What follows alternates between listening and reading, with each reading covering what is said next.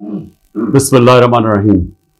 इय्याका नअबुदु व इय्याका नस्तईन। मेरे पाकिस्तानियों, कल मैंने आपको साइफर के मुतल्लिक बताया कि वो साइफर की कहानी क्या थी। मैंने कल भी अपनी कौम के सामने ये रखा कि ये बजाय FIA इसकी इंक्वायरी करे, इसकी सुप्रीम कोर्ट के चीफ जस्टिस को अपने नीचे एक पैनल बनाना चाहिए और तब इंक्वायरी करनी चाहिए। और वो मैं ये क्यों कह रहा हूं?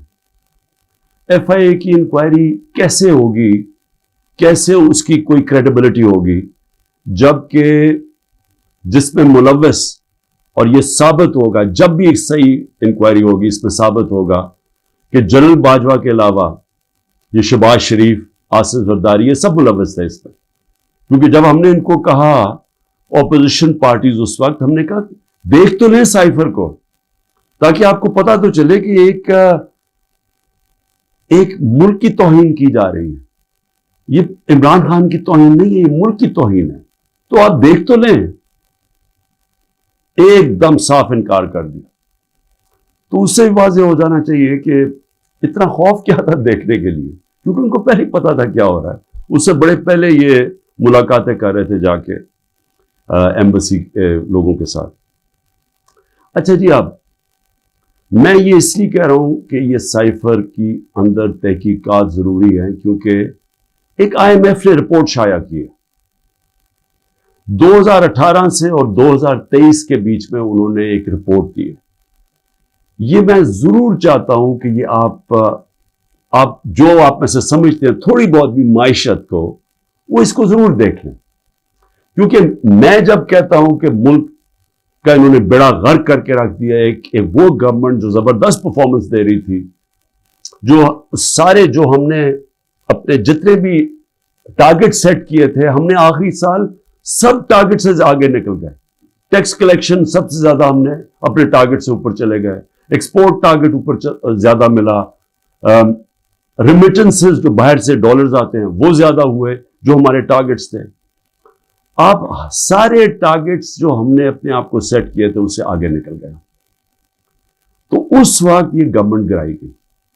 तो मैं अगर ये कहता था तो मुखालिफ ये PDM वाले कहते थे कि जी ये तो, और दूसरे अपने बता देते कि जी नहीं, तो हमें तो बारूदी सुरंगें मिली और हमें ये हो गया। लेकिन अब IMF की रिपोर्ट आई, इससे पहले भी जरूर इकोनॉमिक सर्वे ऑफ पाकिस्तान पढ़ लें, जो इनके दौर में पिछले मई में शाया हुआ था, इनके दौर में हुआ था, जो अभी भी शाया हुआ। जरा उससे जरूर उससे भी देख लें वो क्या चीज सामने आती है कि जब एक साजिश के तहत जनरल बाजवा ने एक सिटिंग गवर्नमेंट को गिराया, तो इस कौम को कितनी तकलीफ उठानी पड़ी और उठा रही है तकलीफ। इसमें IMF की रिपोर्ट में यह वाज़ेह हो जाता है कि जो हमें हुकूमत मिली थी 2018 में, एक बैंकरप्ट हुकूमत मिली थी, सबसे बड़ा करंट अकाउंट डेफिसिट था, जिसे कहते हैं बैरूनी खसारा सबसे ज्यादा था 2018 में। उस हुकूमत को जब हुकूमत मिली, तो जो हमने इस्लाहत की और मुश्किल फैसले किए, उसकी वजह से मुल्क सिर्फ यही नहीं कि उस बुरहान से निकल गया, बल्कि कोरोना, IMF भी अब कहता है कि जो कोरोना का जिस तरह हमने उसका सामना किया, इतने बड़े चैलेंज का, एक वबा जो एक सदी में एक दफा आती है, उसका जिस तरह हमने चैलेंज किया, वो तारीफ करते हैं उसकी, कि जिस तरह हमने मुल्क को एक क्राइसिस से निकाला। और फिर वो ये भी कहते हैं कि हमें मसले क्या है, जिसको कहते हैं कमोडिटी सुपर साइकिल। तेल की कीमतें ऊंची चली गई, कोरोना के बाद एक सारी एनर्जी की कीमतें ऊपर चली गई, सारी दुनिया में चली गई। तो उसका हमें एकदम, जो हम सही तरह जा रहे थे, उसका हमें प्रेशर आया। प्रेशर क्या आया कि एकदम हमारे जो डॉलर्स है वो ज्यादा बाहर जाने पड़े, क्योंकि हमारी जो इंपोर्ट्स थी वो बढ़ गई। तो जो हम बैलेंस कर रहे थे अपनी इकोनॉमी, उसमें मुश्किल आए। और हमने क्या किया, हमने अपने लोगों को महंगाई से बचाने के लिए, क्योंकि तेल की कीमत बहुत ऊपर चली गई थी, साथ फिर यूक्रेन की जंग का जैसी खतरा शुरू हुआ तो तेल ऊपर जाना शुरू हो गया। तो हमने तेल की कीमत नीचे रखी, पेट्रोल और डीजल की कीमत नीचे रखी, تو اس کا وہ کہتے ہیں کہ ہاں انہوں نے سبسڈی زیادہ دے دی اپنے لوگوں کو بچانے کے لیے مہنگائی سے، لیکن انہوں نے ساتھ ساتھ یہ بھی تعریف کی کہ ہم نے جو قدم اٹھائے اس نے اکانومی کو سنبھال لیا تھا۔ ہم کیا امید رکھ رہے تھے کہ جو روس سے ہم نے طے کی تھی، جو صدر پوٹن سے میں ملا تھا، ہم نے ان سے جس طرح ہندوستان سستا تیل لے رہا تھا، ہم نے بھی ان سے لینا تھا۔ اور میٹنگ کے بعد صدر پوٹن نے اپنا انرجی منسٹر بھیج دیا تھا، حماد اظہر جو ہمارے پیٹرولیم منسٹر تھے، ان سے ملاقات ہو گئی تھی۔ بدقسمتی سے اس وقت حکومت کرائی گئی، اور یہ کہہ رہے ہیں آئی ایم ایف اپنی رپورٹ میں کہتا ہے کہ اس سے پولیٹیکل ڈی اسٹیبلائزیشن سے اکانومی ڈی اسٹیبلائز ہوگی، یعنی جو ہماری معیشت تھی وہ ڈی اسٹیبلائز کا مطلب کہ وہ ایک دم مارکیٹ جو تھی اس کے اندر ایک دم انسرٹنٹی آ گئی۔ جب مارکیٹ کی انسرٹنٹی کا مطلب کہ جب جو ٹریڈرز ہوتے ہیں، جو مارکیٹ ہوتی ہے، اس کو جب یقین نہیں ہوتا کہ اب کیا ہوگا، تو یہی میں نے جنرل باجوہ کو میں نے بھی بتایا اور شوکت ترین فائنانس منسٹر کو بھیجا، ان کو بھی کہا کہ ان کو بتاؤ کہ اس وقت نہ ڈی اسٹیبلائز کرنا، ان سے سنبھالی نہیں جائے گی۔ اور وہی آئی ایم ایف لگتا ہے کہ ان سے سنبھالی نہیں گئی، ان کو سٹیپس نہیں تھے، انہوں نے غلط پالیسیز بنائی، ان کی پالیسی سے اور زیادہ معاشی حالات بگڑتے گئے۔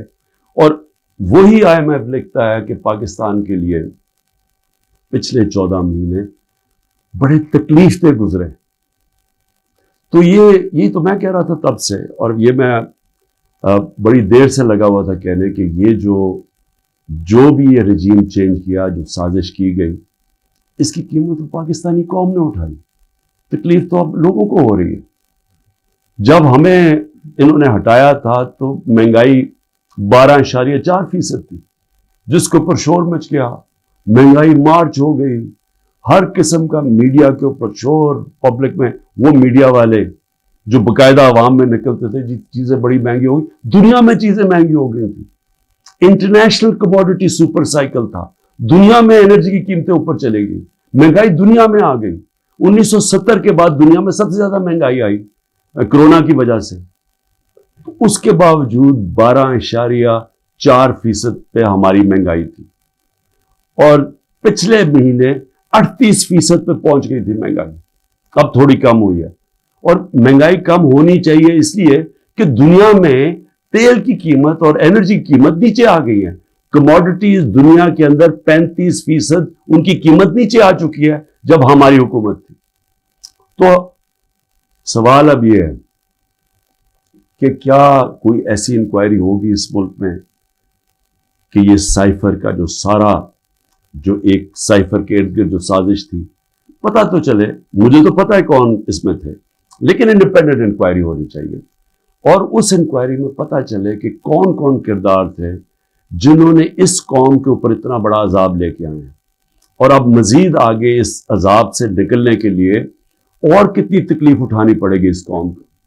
اور اس کے لیے میں پھر سے کوشش تو کرتا ہوں کہ ہمارے چیف جسٹس صاحب کو اس کے اوپر سوچنا چاہیے کہ وہی ایک انکوائری کر سکتے ہیں، کیونکہ یہ حکومت تو کرنے نہیں دے گی، اور نہ ہی مجھے افسوس سے کہنا پڑتا کہ ہماری اسٹیبلشمنٹ یہ کرنے دے گی، کیونکہ اس کے اندر ملوث ہیں جو جنرل باجوہ، اور انہوں نے جو جس طرح یہ پوری 6 مہینے پہلے سے جو پلان بن رہا تھا گرانے کا، اب تو خیر خواجہ آصف کہہ رہے ہیں کہ 2021 سے ہی پلان بنایا ہوا تھا جنرل باجوہ نے ہماری حکومت گرانے کا، تو لیکن اب ذرا ان سے بھی سوال پوچھنا چاہیے کہ آپ نے ہمیں جب گرا کے ان کو لے کے آئے جن لوگوں کو، تو کیا آپ کو اعتماد تھا کہ یہ اس ملک کو اٹھا لیں گے؟ 30 سال سے جو حکومت کر رہے تھے، اور ان کے دور میں کوئی مجھے سنہری دور بتا دے کہ جب انہوں نے کوئی معیشت میں بڑی ترقی کروائی ہو، کوئی مجھے پتہ چل جائے کہ انہوں نے کون سا وہ کیا 99 میں جب چھوڑ کے گئے تھے نون لیگ، تو ذرا بتائیں کہ کیا وہ معیشت کے حالات آپ کو پتہ تھے؟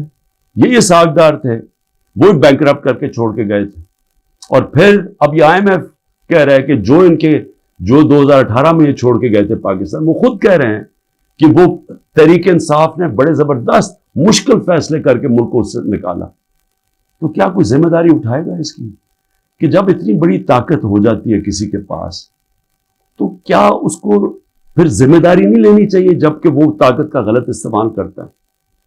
اور یہ ہی انکوائری میں چیزیں آنی چاہیے. کیوں؟ کہ آگے سے ایسی غلطیاں نہ ہوں کہ آگے سے کوئی ایک آدمی خود ہی فیصلہ بند کمرے میں فیصلے کر کے ملک کو اس طرح مشکلات میں نہ ڈالے. اب میں جو دوسری چیز کہنا چاہتا تھا وہ یہ کہ اس وقت ایک ظلم کی انتہا، ایک ظلم کا ایسا نظام چل رہا ہے جس کی میں سمجھتا ہوں انتہا ہے. سب سے پہلے تو میں جو خواتین اس وقت جیلوں میں ہیں، میں سوال پوچھنا چاہتا ہوں کہ انہوں نے کون سا جرم کیا؟ کیا پاکستان کا آئین پرامن احتجاج کی اجازت نہیں دیتا؟ کہیں آئین میں لکھا ہوا ہے کوئی نو گو ایریاز ہے؟ کہیں پاکستان کے آئین میں لکھا ہوا ہے کہ اگر کسی سے کوئی سمجھے کہ ناانصافی ہوئی ہے ان سے تو کیا وہ کوئی ایسی ایریاز ہے جدھر وہ احتجاج نہیں کر سکتے؟ جب سپریم کورٹ کہتا ہے کہ پارٹی کے چیئرمین عمران خان کو غیر آئینی اور غیر قانونی طور پہ اغوا کیا گیا اسلام آباد ہائی کورٹ سے، اور جس طرح اس کو مجرموں کی طرح ڈنڈے مار کے لوگوں کو، اس کے بھی اور لوگوں کو، وکیلوں کو، جس طرح اس کو پکڑ کے لے کے گیا تاکہ ساری دنیا دیکھے کہ کس طرح ایک پارٹی کے سربراہ کو کس طرح کا یعنی اس کے ساتھ رویہ تھا، تو کیا اس کا اجازت نہیں تھی کہ پرامن احتجاج اس ناانصافی کے اوپر کرے؟ اور جب رینجرز اٹھا کے لے کے گئے تو کدھر احتجاج کرنا تھا؟ وہی نا کنٹونمنٹس میں کرنا تھا، جی ایچ کیو کے سامنے کرنا تھا، اور کدھر جا کے کرتے؟ تو میں سوال یہ پوچھتا ہوں اس میں جرم کیا تھا؟ جرم جو تھا جو جلائے ہیں، جرم تھا کور کمانڈر کے گھر کو آگ لگانا، یہ جرم تھا. جرم وہ تھا جو عسکری ٹاور جلائے گئے ہیں اور جدھر جدھر بھی جلائے گئے ہیں وہ جرم تھا. اب میرا سوال یہ ہے کہ کیا اس جرم میں 10,000 لوگ شریک تھے؟ کیا 50-60 لوگ ہوں گے جنہوں نے جا کے جلایا؟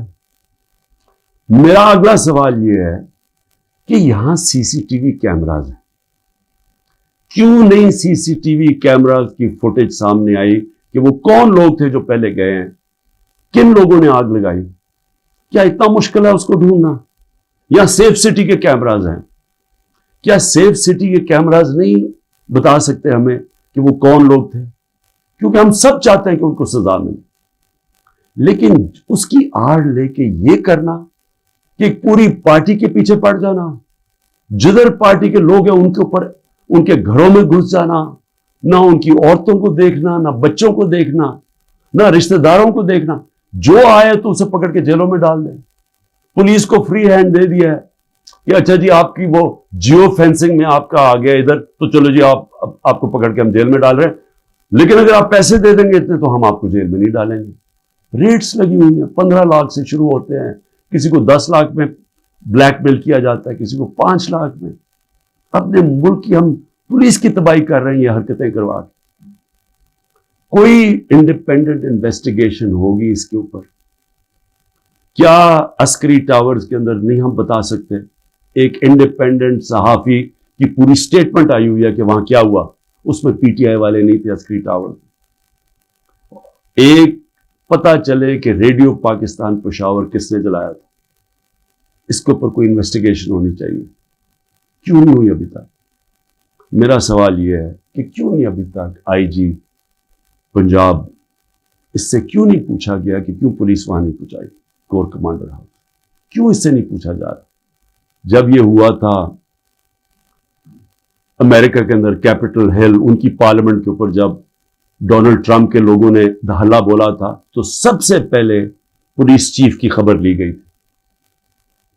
اور مجھے یہ پھر سے میں پوچھنا چاہتا ہوں کہ یہ جو عورتوں کو پکڑا ہوا ہے، ہماری اسٹوڈنٹس پکڑے ہوئے ہیں، لوگوں کو جیلوں میں ڈالا ہوا ہے، برے حالات میں رہ رہے ہیں، جو خبریں آ رہی ہیں باہر، کیا کیا ان سے ہوا ہے، وہاں کتوں سے تشدد ہوا ہے، ان سے اپروور بنانے کے لیے کیا کیا ان کے اوپر ہر قسم کا ظلم کیا گیا. کہ یا کہہ دو کہ عمران خان نے کہا تھا وہاں جا کے تو فائلیں جلا دینا کور کمانڈر ہاؤس میں، कोरकोबांड हाउस को भी आग, फाइलें जला देना। एक ये किसी की 164 का बयान आए, इसमें कोई अकल है कि क्या फाइलें पड़ी हुई कोरकोबांड हाउस? आज तक मुझे एक स्टेटमेंट बता दें कि इमरान खान ने अपनी सारी जिंदगी कभी कहा है कि तशद्दुद करो, इंतशार करो, लोगों को मारो, जला दो? एक मेरी स्टेटमेंट बताएं 27 साल में। 126 दिन का धरना था, पाकिस्तान की तारीख का सबसे ज्यादा प्रोटेस्ट था, लंबा। बताएं उसके अंदर कुछ किया, तोड़ फोड़ की, कुछ जलाया? आते थे अपना धरना, अब तकरीरें करके वापस चले जाते थे, शोर लोगों को देते थे। इसको जमहूरियत कहते हैं। मुझे ये बताएं कि यहां ये कहा गया है कि जी आप कैंटोनमेंट में थे और आपको जेल में डाल दिया। मुझे ये बताएं कि जो सबसे मुकद्दस जगह बरतानिया में है वो है प्राइम मिनिस्टर का घर, 10 डाउनिंग स्ट्रीट। मुझे बताएं हर दूसरे दिन वहां मुजाहरा होता है। आप 10 डाउनिंग स्ट्रीट चले जाएं, वहां आप हर दूसरे दिन कोई ना कोई आके मुजाहरा कर रहा होता है कि जी हमारे से नाइंसाफी हुई। कभी किसी के ऊपर कोई FIR काटी है, किसी के ऊपर कोई गोलियां चलाई हैं? मैं ये सवाल पूछता हूं कि यहां 16 लोग शहीद किए गए डायरेक्ट फायरिंग से, 100 से ऊपर को गोलियां लगी, 3 की टांगें कट गई। मैं ये पूछना चाहता हूं कि जो, और एक पैरालाइज है। कभी किसी जमहूरियत के अंदर इस तरह गोलियां मारी जाती हैं और इंक्वायरी भी नहीं है? इंक्वायरी से पुलिस उनके घरों में पहुंच जाती है। जिनके गोलियां लगी है उन्होंने एक जगह डेड बॉडी नहीं दे रहा कि नहीं, जब तक पहले आप कहें कि आप कोई कार्रवाई तो नहीं करेंगे। उनसे अश्योरिटी लेते हैं कि आपने FIR नहीं कटवानी। क्यों सीधी सीधी FIR कटती है IGs के ऊपर? ये कैसे आपने गोलियां चला दी नहते लोगों के ऊपर? एक पुलिस वाले को गोली नहीं लगी, एक रेंजर, मतलब कि यहां से तो किसी के पास हथियार नहीं थे, तो आप नहाते लोगों पे गोलियां कैसे चला सकते हैं? और फिर आपके सामने फ्रांस में एक लड़के को गोली लगी, 4 दिन फ्रांस के सारे शहरों में आग लगी होती है, 1000 बिल्डिंग्स और गाड़ियां जलाई जाती है, और खुलेआम लोग आपके सामने कि उन्होंने पुलिस को पेट्रोल बम मार रहे हैं। उसके पुलिस ने तो कोई और गोली नहीं चलाई, क्योंकि वहां जमहूरियत है, आजाद है लोग। मैं ये पूछना चाहता हूं कि कोई इंक्वायरी होगी उन लोगों के ऊपर जिनके ऊपर गोलियां चलाई गई हैं, जिन लोगों की जानें ली गई हैं? क्या हम किसी को अकाउंटेबल रखेंगे? क्या इस मुल्क के अंदर कोई इंसाफ का निजाम है, या सिर्फ ताकतवर जो मर्जी करना चाहे, जंगल के कानून की तरह वो कर सकता है? ये कैसे हो सकता है? चलिए, औरतों का मैंने शुरू में बात की, बच्चों को क्यों पकड़ लेते हैं? डॉक्टर अमजद का अभी उसकी मुझे कल मैसेज आई, 13 साल का बेटा। डॉक्टर अमजद घर था नहीं, 6 दफा उसके घर छापे पड़ चुके। उसके 13 साल का बेटा और उसका एक भतीजा था, वो कोई 18 साल, उनको उठा के ले गए। सारी रात वो उसके ऊपर कपड़ा डाल के 13 साल के बच्चे को फुराते रहे। लेकिन जो एस्टेब्लिशमेंट को फिक्र करने की बात यह है कि हर जगह पुलिस क्या कहती है, जी हम कुछ नहीं कर सकते, हम मजबूर हैं, ऊपर से पैगाम आए हैं। ये जो हम जुल्म कर रहे हैं, ये हम नहीं करना चाहते, ये हमें पीछे से पैगाम आए। ये हर जगह से ये खबर आती है कि जी हम तो छोड़ना चाहते हैं, लेकिन क्या करें जी, वो ऊपर से प्रेशर डाल रहे हैं, सारा डाल रहे हैं एस्टेब्लिशमेंट के ऊपर, सारी नफरत उसके खिलाफ कर रहे हैं। ये तो कोई दुश्मनों की जरूरत नहीं है। ये जो सारा जुल्म किया जा रहा है, ये अब पुलिस अपने ऊपर से उतार रही है।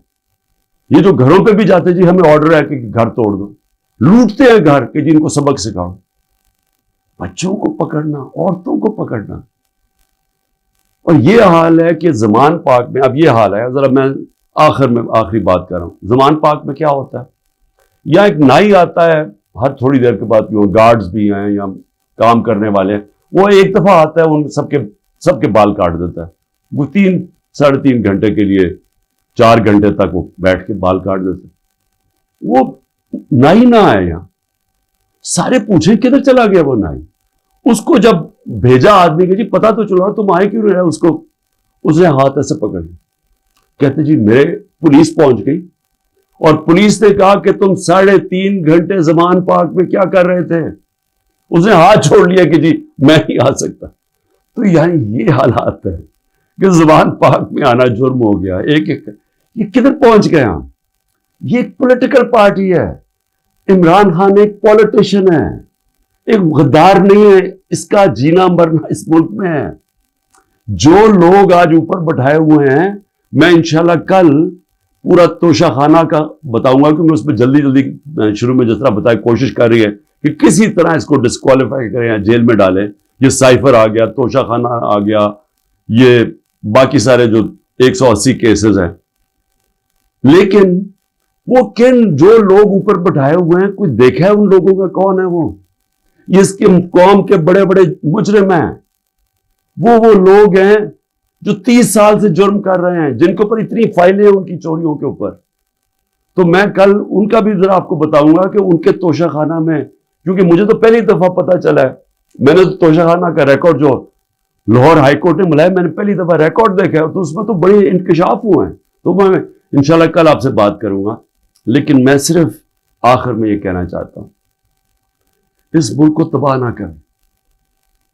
جب ایک قوم میں اچھے برے کی تمیز ختم ہوتی ہے, قوم تباہ ہو جاتی ہے. پہلے اخلاقی طور پہ مرتی ہے قوم, پھر معاشی طور پہ مرتی ہے.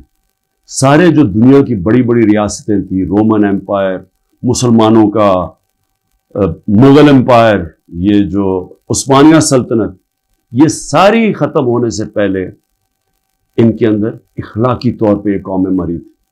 اس کے بعد یہ ختم ہوئے تھے, ملک ٹوٹے تھے.